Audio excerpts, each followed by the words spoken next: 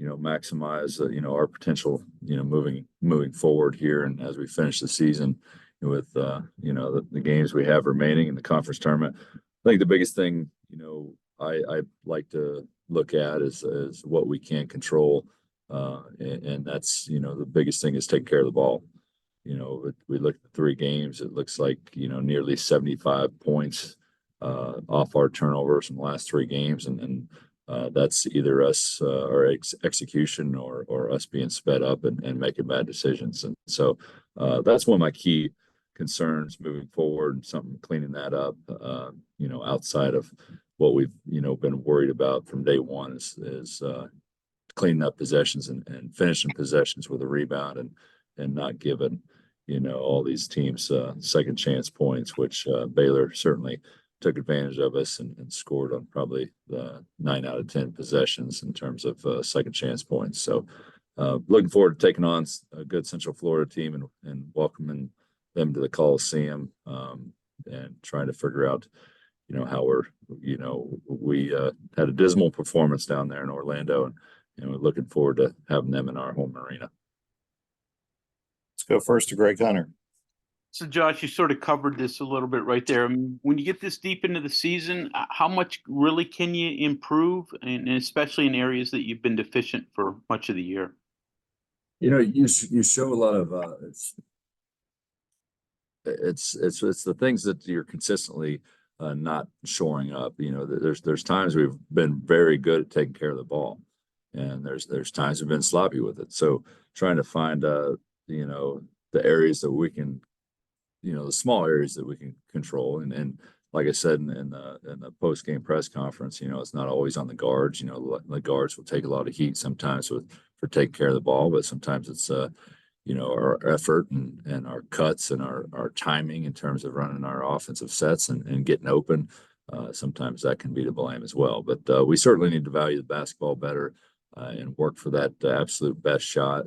These live ball turnovers in the last 3 games has certainly, killed us. So, like you said, these are quick turnarounds, so 1-2 day preps in a lot of situations. So you got to figure out what you can, especially in a situation you play a team twice. What is the biggest thing that, is going to, move the needle in terms of, being successful from the last time you played them.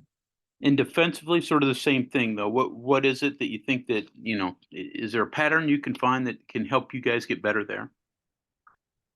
Yeah, I mean, finishing possessions is the biggest one. I had our data people, our analytics people break down and show them the difference of, if we're setting our half court defense and what our teams are shooting or our opponents are shooting field goal percentage wise, if they don't get a second chance point.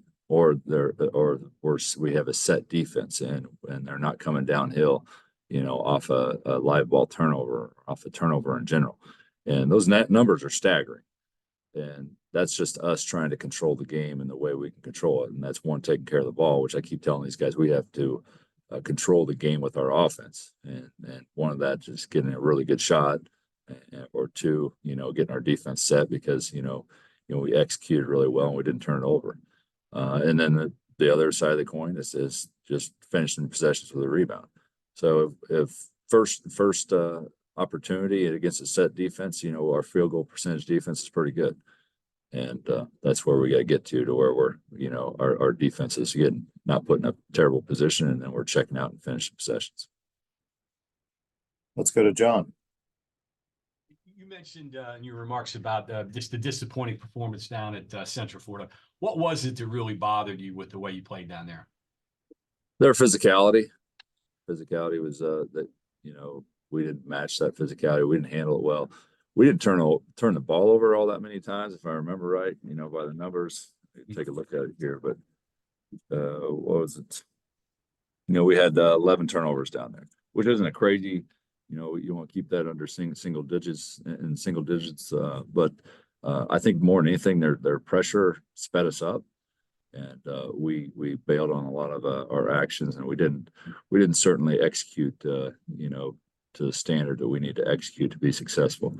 And the pressure bothered us. They sped us up, and we kind of put our head down and drove it. And when in reality we should just move the ball and kept the ball moving and kept, making that extra pass instead of, feeling that pressure and just trying to fight it with a dribble. One more here real quick on Central Florida. They've only won once since you guys played them. What have you seen from them of late, particularly in this 3-game losing streak? They're going through the same thing, that we're going through, trying to grind out wins. And the big game that I point to is that BYU game. They go to BYU and they put an enormous amount of points on the board there late, and they got to the free throw line, I believe, 42 times. And so, they didn't shoot it all that well until late in the game, which they made some tough shots there late in the game. But they're fighting, they're clawing, they're doing everything they can to be successful in this league, and we're kind of in the same boat trying to figure that out. Dustin. Hey, Coach. Good morning. How are you? Morning, Justin. How are you? I'm fine. Hey, that first game against UCF, I think it was like 38% you guys shot. Josiah came off the bench and was the only guy in double figures, I believe. I might be wrong on that. But now you're coming off a game in which, Raekwon gets more than 20, Jesse gets more than 20. Kind of the first game where they've been able to kind of go off at the same time. What can you take from that moving forward as far as, how much differently offensively you guys can be as compared to the first time you guys played UCF? Well, Jesse didn't play in the first game. Right. So we'll be playing them with our full roster and playing at home. So that certainly should help, and it should help from the rebounding perspective, should help from the physicality perspective in which they play. Yeah, I mean, more than anything, you look back at all our sets and our execution, it might have been one of the worst executed offensive production we ever had. Like I said, the pressure bothered us. Their pressure bothered us and got us sped up. So we need to clean up what we can clean up, and it can't be, us against us. It's got to be us against them. And sometimes in that game, it felt like we were disjointed in a lot of ways, and we weren't on the same page. And that was a credit to, how they were playing us defensively. And so our mindset's got to be different going into this game, and understand that, we're not gonna drive it into those, Diallo is one of the best shot blockers in the league, and we need to drive and kick rather than drive and try to go up through these guys. In terms of that Raekwon Jesse combo there, their output against Baylor, can you move forward with that, thinking, okay, we could get some consistency there, and now we got to find that third guy? Or was the Baylor game maybe just like one of those nights for those two, if that question makes sense? I mean, no, I think those guys, we need consistency out of, 4 or 5 guys. Right. We just can't be 2 guys, and we need to be, and like I said about Baylor from day one, I mean, the reason they're so good is they get a consistent offensive production out of, 6 or 7 guys. And you never know which way it's going to, what they're going to hit you with, and who's going to hit you from night in, night out. And, we can't be a 1 or 2 sided attack. It's we got to have 4 or 5 different lethal options out there. And we have the guys that are capable of making shots and being a balanced team. And that's where we got to get to. thank you, Coach. Appreciate it. Any other questions for Coach? Go back to Greg. So Josh, just give me your evaluation on the attitude of this team, especially, when they struggle, if they kept their heads up. Yeah, there's a couple moments in the game, I remember, there's 24 minutes left in the game. We're 4 minutes left to go before halftime, and I had a lot of guys looking down. I said, "What are we doing?" And there's a few moments in there you just kind of got to check them, and they respond well. It's just we went through a lot of struggles this year, and trying to keep everybody's head up and focused, and for the most part, they've been that way, and they've reacted and competed and been resilient. But we got to do a better job managing some certain points in the game. And like I told them, I look back at all the conference games. We had a long discussion yesterday. Look back at it, and the way we're starting the second half is critical to our success. And we got to be better coming out of halftime. The three wins we got in league, we won that first 4 minutes or tied it, at least tied it. The other, what are the eight games, we've had in conference play, the opponents won that first 4 minutes. So the way we're ending the first half and the way we're beginning the second half is going to be critical to our success.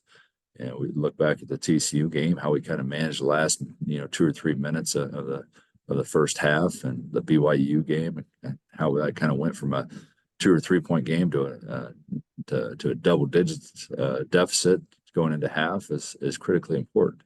So that's something we've stressed highly in the last day or so, and trying to figure out how we keep everybody's head on straight, and we continue to fight and compete and try to get us another win here on Tuesday.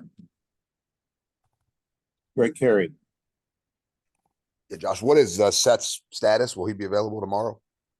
I don't think, no, Seth's not going to be here for tomorrow's game. Looking at the services here today, and he's still nursing that groin injury as well. So I'm not trying to rush him back by any means. And they had the viewing yesterday, and Coach McCabe and Kyle Kiesler headed up there to spend some time with him. And so, it's a sad situation for him and his family, and we'll see him, coming up this weekend. But I don't anticipate having him here tomorrow. Any other questions for Coach?